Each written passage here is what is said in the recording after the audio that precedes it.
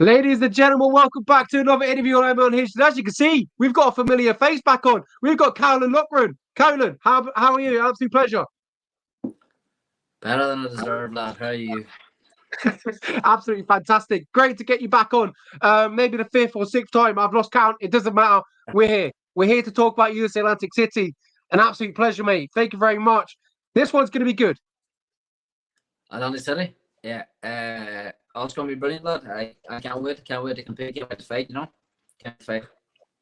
Absolutely. Firstly, I'd love to sort of have a little bit of a catch up. How have we been since UFC Paris? And I've been looking at your stories, looking at how you're getting on, training, obviously still there, and obviously Liverpool went over to America and stuff now. But since then, since UFC Paris, how have we been? Brilliant, lad. It's been unbelievable. It's been a long time since Paris now. It's been, well, what's it now? We're in the middle of February. That was September 2nd. So done a lot of living since then, done a lot of training, a lot of learning. Probably immediately after the fight, I was just a bit annoyed, a bit fucking frustrated, as you will be. I'm a winner, I'm a competitor. I certainly not used to losing rounds, let alone fights. So that was hard for a while. Not like just hard in that irritating, and just because it was the biggest stage in my life and I didn't perform, I was kind of like just how the fight went. But that was initially, that you start to think what's next. You start to it's essentially the game, it's the sport, it's martial arts. You find out what went wrong and you fix it. That's how you get better. That's my favorite thing to do, really, to be honest, is to get better at this game. So straight away, training wasn't the hardest training in the world, but it was different. They say the definition of insanity is to do the same thing twice and expect different results. So I had to change up things, not change up like team or anything like that, but just had to change the way I was moving, approaches, stuff like this, setups. I learned a lot from it. So training was very specific at the start on what went wrong, and then gradually started building up towards the fight, you know what I mean? But good of living a good life, a lot to be grateful for. Absolutely, and I'd love to have a few questions about that UFC debut. Talk to me about that. Obviously throughout the whole week, you look composed. At the official weigh-ins, the ceremonial weigh-ins, you're putting your middle fingers up to a lot of French people. It's great. It was great to see it. There was a lot of tension on you on that week, Caolan, and I feel like you were the most hyped fight out without doubt. I didn't care who was on the rest of the card. I feel like everyone was there watching you, and I feel like that was mutually agreed throughout the whole of the space of social media. Everyone was there to watch you. But talk to me about how did this walk compare to your, to the Cage Warriors, title fight, etc. I know the lights are brighter, the stage is bigger, but you emotionally, physically, how did it kind of feel when you're walking to the ring compared to your Cage Warriors fights?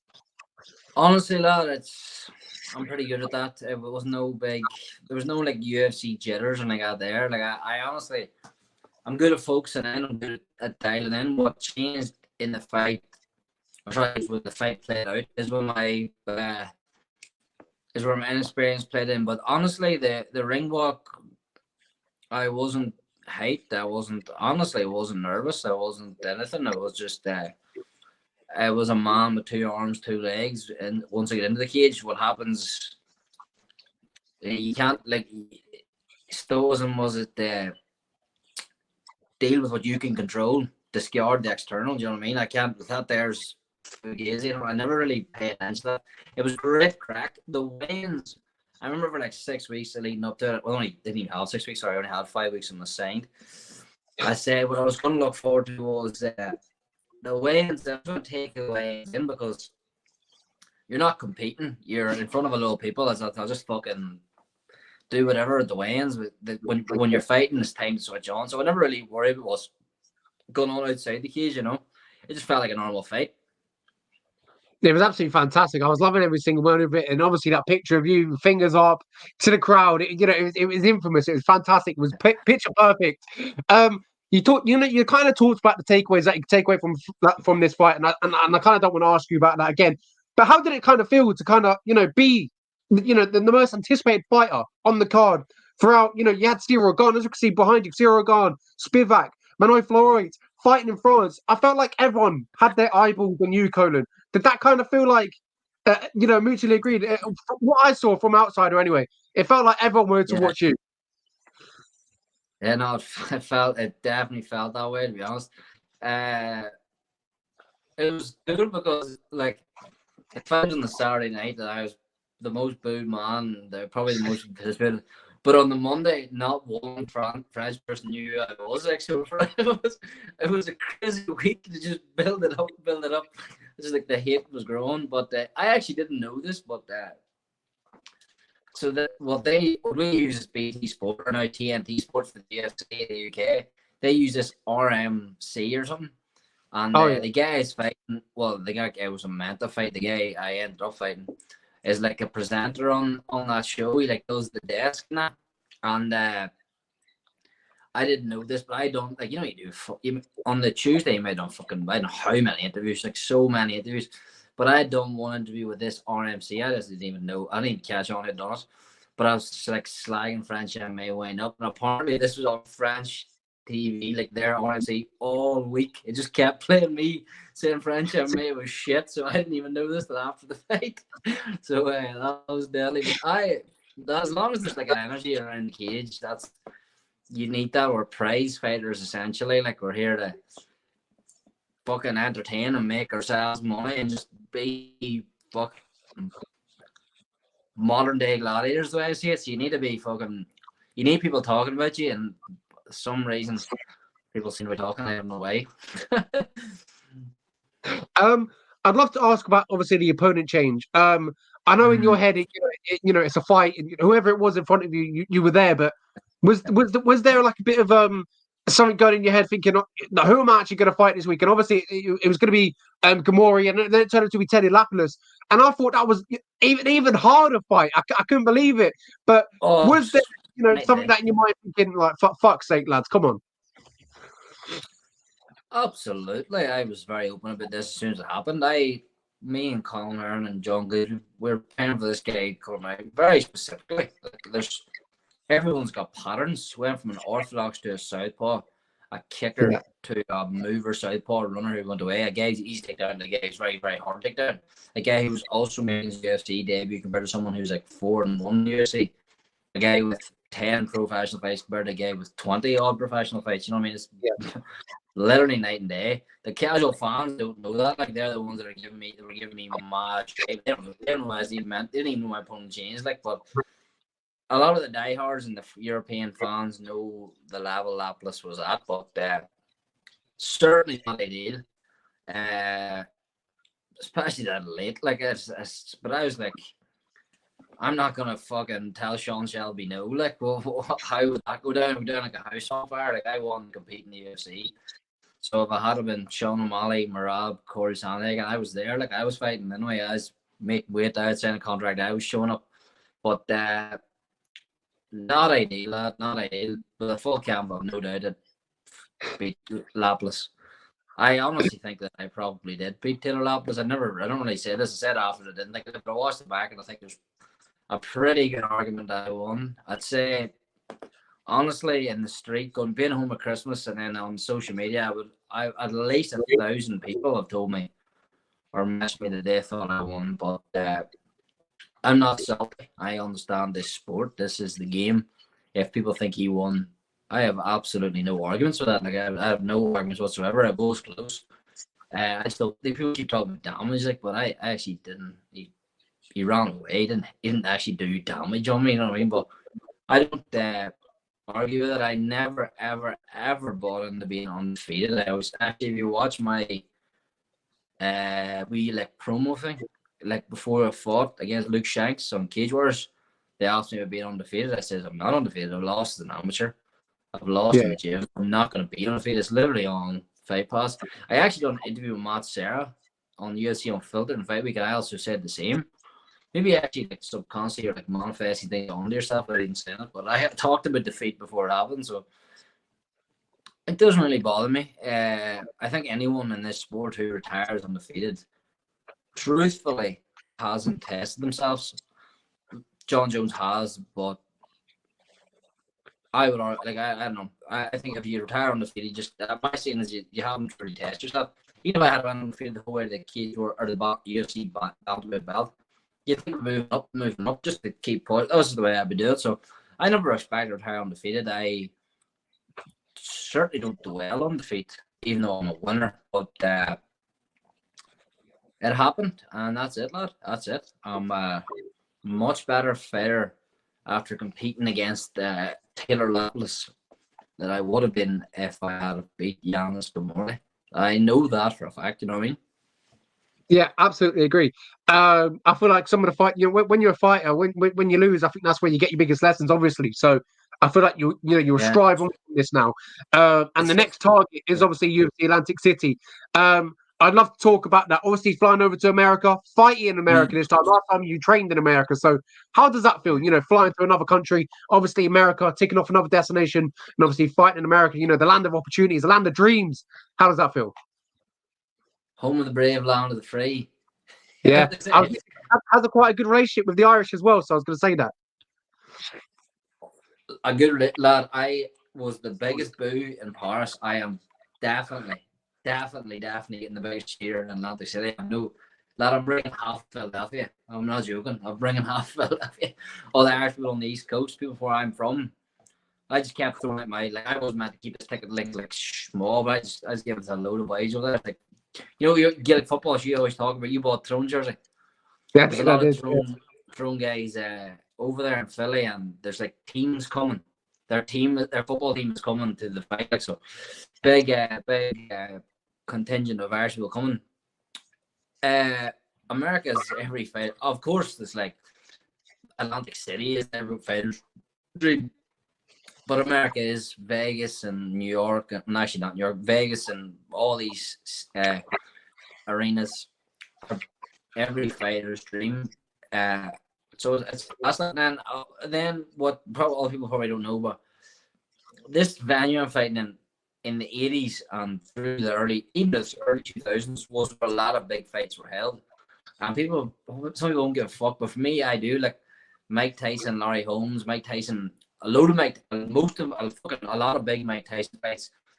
Mayweather versus Gatti versus Ward, fucking Sugar Ray Leonard, all these big names have competed here. So for me, that's cool. I'm a fighting nerd. So that's cool. But America's dead, man. Yeah, absolutely. Next time you get to fight, it's gonna be fantastic. I'm looking forward to it. The matchup itself, Angel Pacheco.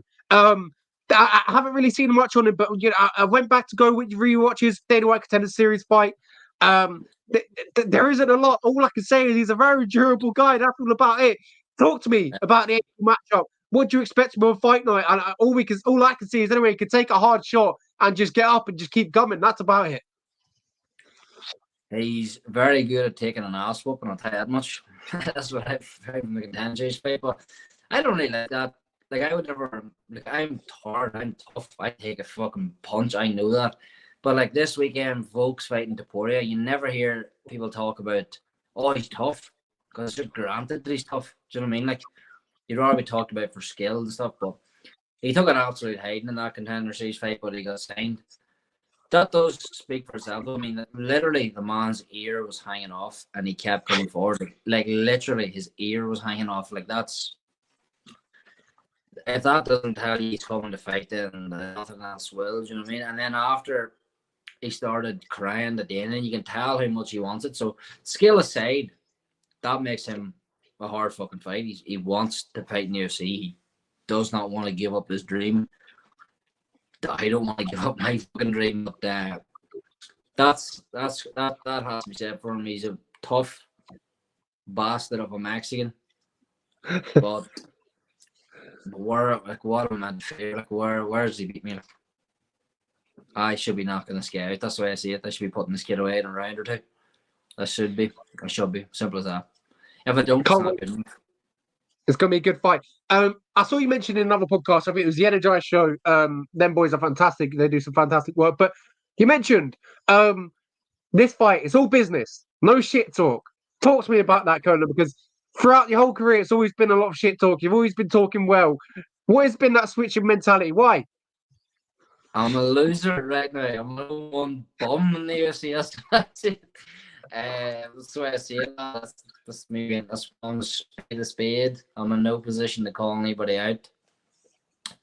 I've went across to America and I've trained with a lot of UFC bantamweights. I've been trying to know how I fare out.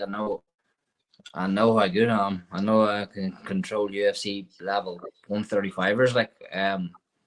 But I haven't done it yet. I haven't even got a win in this promotion. I've already had one, but I haven't had a win. So I'm in no position to be calling out fucking Sean O'Malley or Chito Vera after the win. But I'll see how it goes. I just be honest. Even the French guys, I just react off energy. I give them middle fingers. I wasn't fake. I wasn't fucking Kobe or anything. I just be myself. But I don't really know the guy. He's got a heart. I've seen one of his interviews be disrespectful about my skill.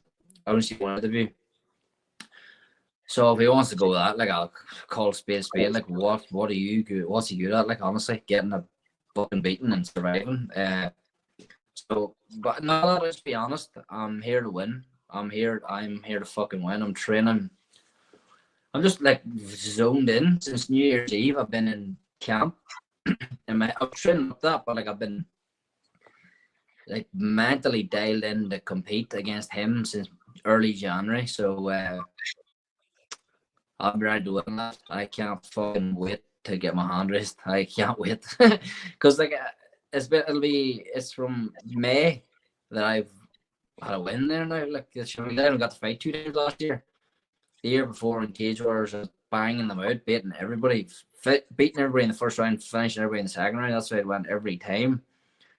Different if you're a football player, you can lose, but maybe next week you go out and you win again. You're back to the win column, but it's a long time on a loss, and it's been it's not fucking good. I don't like it. So I'll be trying to win. That's simple as that. You know what I mean? Not of course I probably will. I'll talk shit when I see him in the fighter hotel and stuff. But there's no point in me lying. I probably will. But I'm sure to win. You know what I mean? Yeah. What you mentioned there that obviously you're quite funny actually. You're an 0-1 bum. So I would love to ask, how important does this fight feel off the back of UFC Paris? Obviously, in your head, you probably have a lot to prove. Correct that mistake of the first fight. How important does this one feel? To kind of correct them. The mistakes from the last one. See this point to prove. Again, from back home, what the Tyrone newspaper said to me, do I have a point to prove to the people back home that I interrupted him. He goes, who the fuck do you think I do this for other people? I've got a point to prove to myself. Got a point to prove to myself that I can win here. That sounds like I'm a low level. That actually annoys me even saying that there because it just annoys me saying that there. But I want to prove to myself I can absolutely run through this guy. To be honest, I can't be losing 2 fights in a row. That would be hard now. But I don't need to look too far for inspiration here. We literally have won. Well, Tom's interim, but Leon's a full UFC champion. He literally lost his UFC debut. He won 2 fights and then he lost again. Obviously, albeit the second time was to Kamaru Usman. But that's here. I believe fighting this weekend, Merab, I think he'd probably beat the 2 guys fighting O'Malley and Chito. Maybe definitely Chito. Merab went 0-2 in the UFC. Chito, I don't know, he was a journeyman on the way up. He used to lose all the time. So I don't have to look too far. This is the UFC. The best fight the best. It was 3 days notice. Absolutely. What went wrong? Fix it and move forward. I don't hold on to it was 3 days notice why I lost. I lost because of how I fought and mistakes I made and his experience and his skill. Absolutely, his skill. I still think I probably might have won, but it was close and it was there because of how good he is and how he fought and how I fought. So there's so much to learn. But all that I have to win. Simple as that. Putting the pressure on. You can't be fucking losing. Well, I was when I was a child. You know what I mean? I absolutely agree. Obviously, you went on to go fight Taylor Lapis and obviously Yanis Gamori. I felt like you obviously did get the short end of the stick. I've got to be honest. I know Gamori went on to fight, William Gomez, and I thought William Gomez is still a good fighter, but you fought Taylor Lapis. He's been inside the UFC. He was successful inside the UFC. He got cut for maybe that he shouldn't have. He was 4-1 inside the UFC. Yeah, you definitely got the short end of the stick there, Caolan. But the most important thing is you fought, you proved yourself, you came up short, maybe could have got the nod, but here we are. We're back again, and you're going to prove yourself once again.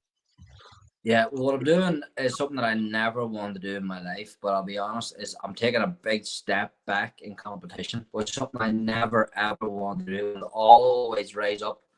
But this is a good fight. Like, this is a guy who lost in Contender Series. You want me to be 100% honest? Like, I'd be putting this kid away. Would he win a Cage Warriors title? Definitely not. No way. So, this is a step back from Annapolis. This is probably what you like an entry level UFC fight should be. You know what I mean? It's his debut. He's never done it on the big stage.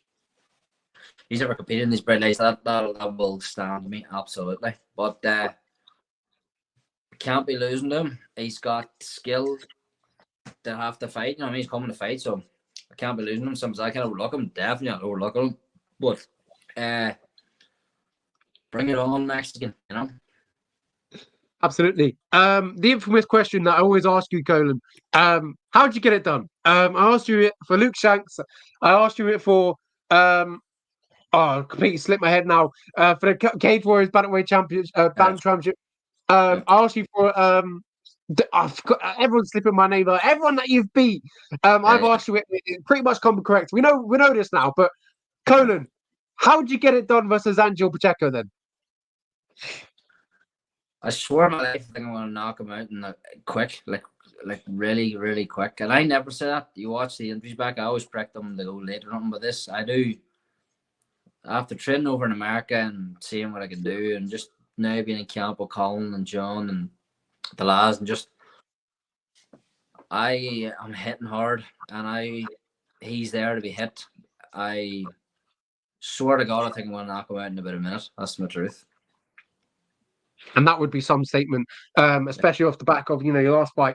That's the way to introduce yourself. And I feel like obviously this is a fantastic match. I'm looking forward to it. You talked about he's there to be hit, and we talked about that on extended series. Got dropped. The one thing that we can't question is his heart. He's going to get back up, so you're going to have to put him out. Yeah, but this is again same as Yannis Gamore. Absolutely fucking insane. This is the first time he'll have ever competed at 135 pounds.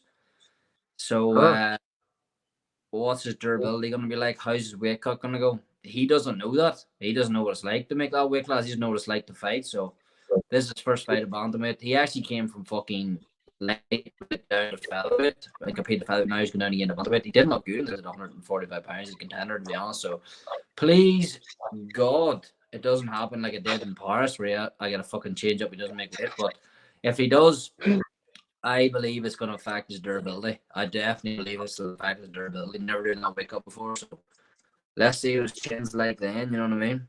Because I'm going to fucking test it, man. That is a fantastic point, Mr. Loughran. I've literally just looked at his record now: featherweight, lightweight, catch weights.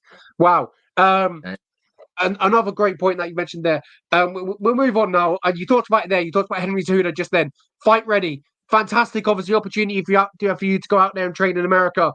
How was that? How was the experience, being around in a fantastic gym with high-level guys, UFC-level guys, and just being over there, getting different looks? How was that experience?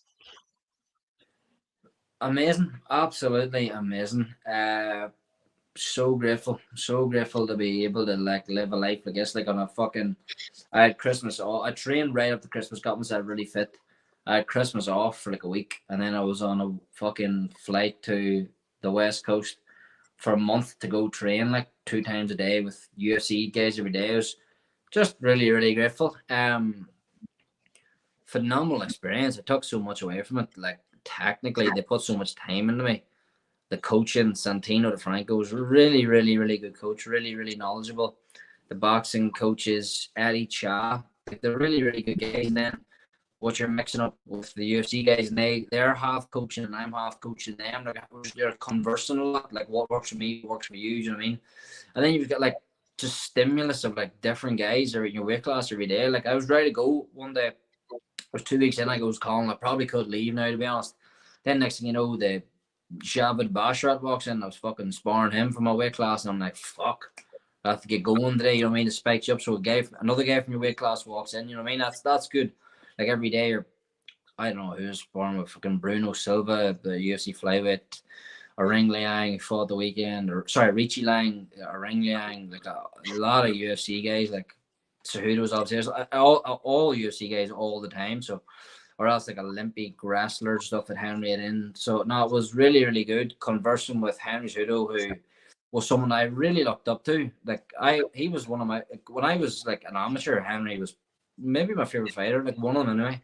Never told him that right enough because I never let him know that, but he's an absolute winner, a competitor. His mind for the sport and how he prepares really showed me how good of a coach Caolan, and how we do it is right. Like it's the specific training is correct.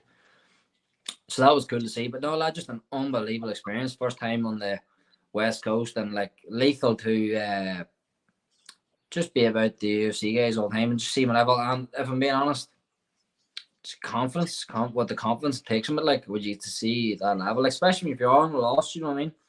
Especially on a loss, then you train with like guys you've only watched on TV, which is really, really cool. That was a dead experience. That deadly get a bit of sun in January too. It was a bit different for us. So that was cool.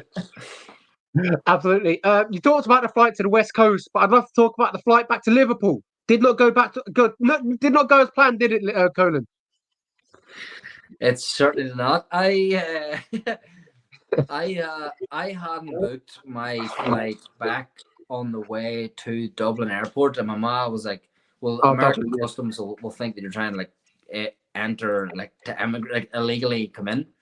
So I booked my flight, and it's actually quite unlucky how it happened. I was about an hour outside Dublin Airport, and my flight was, because I was home for Christmas, was Dublin to Charlotte in Cleveland.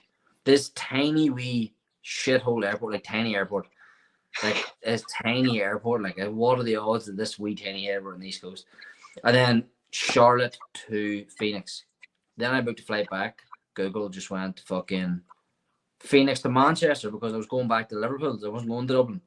So this one was like Phoenix to the same wee connection airport in Cleveland, Charlotte to Manchester. I'm on the flights. I'm sitting on the runway about to go from Phoenix. I'm looking, I'm ringing my woman. She's like, "You're gonna be home in like 4 hours." I'm like, "What?" She's like, "How are you gonna be home in 4 hours?" I'm like, something's not right here. I was thinking of the time change, but I never really checked. I fucking flew to Charlotte to then realize that I was about to board a flight from Cleveland or Charlotte to Manchester in Boston. So then I got there. I landed in Boston, Hanlon. The whole thing goes. Then I had to go the next day. I had to go from fucking Charlotte to Dublin to Manchester. To do that in the space of a day, and the whole thing cost me a fucking fortune. A fortune. That is fucking crazy. Stupid mistake, hey? Stupid mistake. I didn't even know there was a Manchester in Boston. No, unfortunately, neither did I. That's funny. Another topic that I'd love to talk about as well, and I remember you mentioning that obviously you weren't in the same class. You said there was different classes in the Fight Ready. You had, the Henry Cejudo class and whatever, blah blah. And you said eventually that you would get into that class. Did that happen? It sounded like maybe. I was with his training partners every day, but not me and Henry didn't really go together. He had his specific guys, to be honest, that he went with. I was with him every day. I was on the mat with him, but no, he had a couple of his friends really that he's been training with, that he stuck with. But his coaches and the guys he had in were putting a lot of time and effort into me. But even Henry was good to me, because I remember he showed me a lot. And there's one day I had a guy, pretty good guy to be honest, not name him, but a pretty good guy, and flattened out on the back. I was just drilling his head through the floor. So Cejudo was in front of me, and he's like, finish him. It was cool, like. But no, I know he was impressed by me. I know he didn't know who I was, obviously, but his coaches knew who I was. His coaches once put me in the apartment and stuff. But I know he was surprised after he watched me train that he heard I was 0-1 in the UFC. And that was actually very hard to tell him, to be honest. He watched me spar, you see, and he was telling me, "But you tell me what about the UFC and stuff?" And I was like, "Oh, lost my debut, didn't I?" And then he was like, "Oh, did you?" I think he can't fuck this kid's. What the fuck's that? But that was a bit embarrassing. But no, just definitely be about a guy like that who's Henry Cejudo's forgot more about MMA than I've learned. You know what I mean? He's competed against the best. He's a 2-division UFC champion and a wrestling Olympic gold medalist. Will that ever happen again? I would fucking probably not, for being honest. That's ridiculous. Like, even Bo Nickel coming in now, all this hype and this wrestling pedigree, he never got to the Olympic. I think he wasn't that. I'm not know if he wasn't that level, but he didn't achieve what he achieved. Like, it's crazy. So no, it's just even if he watches S&C and what he does for recovery and all these things, like, it was just deadly. And no, I was thankful. Like, they put me up in a really good place in Paradise Valley. The place was called. It's actually where Muhammad Ali grew old. It's cool. Literally was paradise. So now it's unbelievable experience that, but I'm very happy to be back in Team Caolan. Very, very happy to be back in Team Caolan. Absolutely. I remember seeing like another snippet of a vlog. It was where you were mentioning that you were winding up Henry Cejudo. Whether you're in the same cast or not, you said you would give him sly little looks and just wind him up. Did he ever bite? Or did he ever like interact it? Did he engage with it eventually? Yeah, it fucking true. It was the day I goes to him. I goes, when we sparring that? When we sparring? Because he was doing his own thing, and then I was doing like the team class with like all the pros. And he looked down and he goes, "You don't want this smoke." He says, "You don't want this smoke." And I literally goes, "I was like, lad, what do you think? I flew halfway across the fucking world. What do you think I'm here for? I'm fucking here for the smoke." And he kept going with there's levels. And then like, he was facing his coaches, but his coach was like backward to me, and I was coming down the mat for the warm up. I just kept pointing to the cage and let's go, lad. Like, actually being like serious, like let's go. But he looked quite heated then. But no, we get on well. I get on well. I lived with the guys he was with every day. He came to the apartments and stuff, so we get on well. But if I'm in the gym, I'm gonna try to fucking spar you, or else I'm gonna wind you up if you don't spar me. Put it that way. I would love to have been a fly in that gym. It would have been class. But that's pretty much all I've got for you, Colin. An absolute pleasure. March 30th, Atlantic City in New Jersey. It's going to be a fantastic night. You'll be back in the UFC cage, getting your hand raised. Another step in the right direction of your career. Caolan, an absolute pleasure. Thank you very much. And I'll catch you after the fight. Absolutely, bro. Anytime.